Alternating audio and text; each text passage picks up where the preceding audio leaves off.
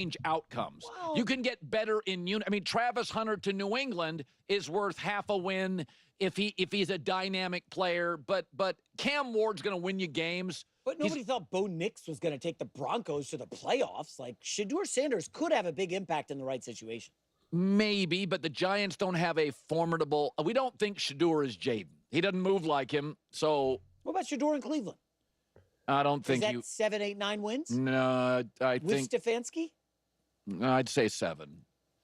Maybe, Did anybody have Darnold and the Vikings winning? I'm not saying 14? there's not surprises, but I'm just saying on average, I think Cam Ward is the one guy in the draft that can change outcomes. Could take 4 losses to 3 wins because of I mean, from Will Levis to Cam Ward, it's not like you're going from, Peyton Manning's last year to Andrew Luck, both great. You're going from one of the worst to nobody's got NFL film on Cam Ward. You're just guessing. And I think that's where rookie quarterbacks like Bo Nix ran more at Denver than Oregon. Yeah. Like you watched them and you're like, I watched him twice live. I'm like, I didn't feel like he ran as much at Oregon as he did with Denver.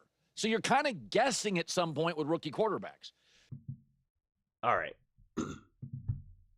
Let's talk about this. I saw this clip, and I'm like, Bo Nix, throwing him under the bus like that. It's so crazy to me. First off, just even the way how it was said, it was like, did anyone expect Bo Nix to lead the Broncos to the playoffs? Yeah, I said the Broncos were going to be significantly better, and that Bo Nix is going to be a great quarterback in the NFL, especially with Sean Payton. And then it's also funny because he said, about the Minnesota Vikings, and it's like, did anyone have the Minnesota Vikings? Yeah, I did. So did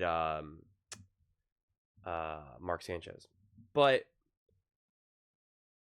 I take such issue with this just kind of casual throwing out Bo Nix into kind of just, well, Bo Nix was able to do it. Can't like this other quarterback do it or this or that. And I take issue with that because that's really downplaying what Bo Nix was able to bring.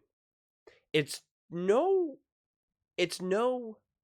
surprise that the two quarterbacks, Jaden Daniels and Bo Nix for that matter, who had the levels of success that they had, were not only because they were in, the team itself was good enough for you to work with, right? Can't be garbage. It's got to be at least good enough. There's got to be some sort of baseline to work with.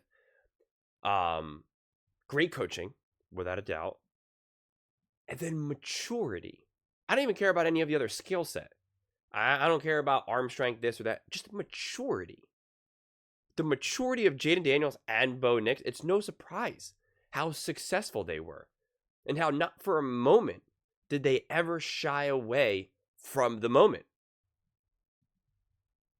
And, so you can't just casually be like, oh, well, anyone else can kind of do that. You're viewing things through too much of a narrow lens. And I find it frustrating, honestly. And again, this is where people, get so sensitive, because if you say, I don't know if Shedeur Sanders has like the maturity of like a Bo Nix or something, people like panic and freak out and, all that type of stuff. But I don't care.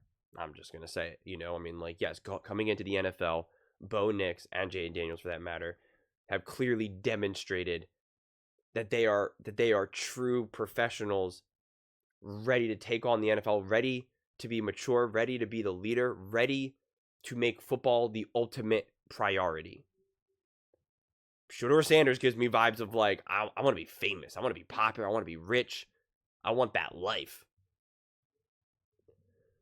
He's more OBJ than Patrick Mahomes. That's just my initial read. I'm not saying that's right. But again, I just like put respect on what Bo Nix was able to do this season. And the success that he had with a limited offense, with a limited run game. They did have him play beyond what he had been playing in college. And his mobility was as strong. So he had other layers that a lot of people were like, I didn't know he could throw like that. And that's what everyone kept saying out of the NFL or out of the draft. Oh, he doesn't have a big arm. And then he starts making throws and they're like, wow, I didn't realize that he had an arm like that. It's like, okay. I just, it's just funny to me after someone like Bo Nix could have the success that he had. And just kind of use him as like, you know, like he's Mac Jones essentially. Like that's what that comment lands for me. You know, did anyone expect Mac Jones to be in the Pro Bowl or something? It's like, guys, these are not the same things here. These are not the same things here. So put some respect on Bo Nix. Put some respect on how hard it is to be successful in the NFL, to even have a semblance of a successful season. And even in games that Bo Nix lost, I think he absolutely shined. Kansas City Chiefs game, against the Cincinnati Bengals, against the Baltimore Ravens. You're talking about going up against these other quarterbacks. And obviously, I know we always joke it's not like it's basketball 101 with the quarterbacks, but you still know as a quarterback, as a young quarterback, like that's what you're chasing and that's who's on the other side. You know, that's what you got to deal with. And you wouldn't watch those games and be like, oh, but dude, Bo Nix is just, you know, he's out, you know, he's out of depth here, man. Like he's in another world. These guys are just so far ahead. You know, you don't feel that way. And even after the playoff game where they lost, I was like, you know, it's so perfect that they played the Buffalo Bills, because I was like, that felt like Bo Nix felt like Josh Allen playing for the Buffalo Bills and just doing everything he can to win, but his team's just not good enough. That's what that playoff game landed for me. I was just like, we're watching Josh Allen light right now. And again, I'm not saying he's going to be as good as Josh Allen or achieve those levels, but that's the vibes that I got. That's what I kept every time I was watching some of these games. I was like, this is a little Josh Allen. Like this is, you know, and if he keeps doing that, it's no longer like Josh Allen. It's just Bo Nix. And Jaden Daniels has been able to graduate to that, because, you know, Colin kept saying, oh, Jaden Daniels, he's like the Lamar Jackson of the NFC. And I'm like, no, he's the Jaden Daniels of the NFC. And if Bo Nix can continue his trajectory and get some big time wins, right? You know, actually win some playoff games, conference championship game, et cetera, maybe win the division, at least compete for the division. You know, he becomes the Bo Nix of you know, of the AFC and not anyone else. But yeah, I don't know. It's just funny to see someone have the level of success. I don't know if it's because it's his name, Bo Nix, or something, you know, Bailey Zappi, but it's just like sometimes they throw out a name and it's just like, you know, everyone see Bo Nix. I don't know. I mean, the quarterback that Sean Payton was pounding the table to get, that he was extremely excited to get, that the Denver Broncos were just absolutely over the moon to draft and could not wait to get him, who reportedly would have wanted him over a Caleb Williams. Yeah, I think they were expecting to win, to do some work, to make some moves. And it, you know, they clearly did. So, I don't know. Sometimes I think football is so easy. It's like, just trust the people that you know are good, right? Like, don't try to overthink it. Don't try to find ways that something is wrong in that regard. Sean Payton, great coach, historically great, did pretty well with the Broncos despite a great situation, really wants this rookie quarterback. So you know what? Maybe Sean Payton knows a little bit more than you about what's considered a good quarterback and what's considered not.